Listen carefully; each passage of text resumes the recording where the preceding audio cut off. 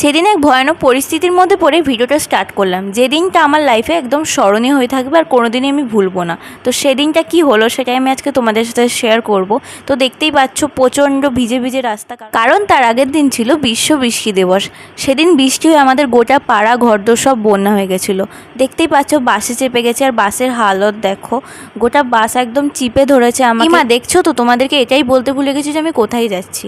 আমি যাচ্ছিলাম আমার ফার্স্ট সেম এক্সামের পরীক্ষা দিতে, যেটার আমার সিট পড়েছিল বর্ধমান হাটগোবিন্দপুর কলেজে। আর আমি দেখতে পাচ্ছ গোটা বাসটার মধ্যে দাঁড়িয়ে দাঁড়িয়ে গেছি, গোটা পায়ে হাতে ব্যথা হয়ে গেছিলো আমার, আর প্রচণ্ড অকওয়ার্ড ফিল হচ্ছিলো, মানে চিপচিপে একটা ওয়েদারের মধ্যে, বর্ষাকাল, বুঝতেই পারছো কেমন পরিস্থিতি।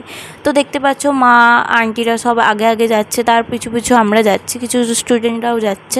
জায়গাটা কিন্তু খুবই সুন্দর, বললে হবে না, জায়গাটা খুবই সুন্দর। কলেজে চলেও এসেছি আমি। তারপর দেখো কলেজে দেখতেই পাচ্ছ কত মেয়ে মনে হচ্ছে খিচুড়ির ভিতরে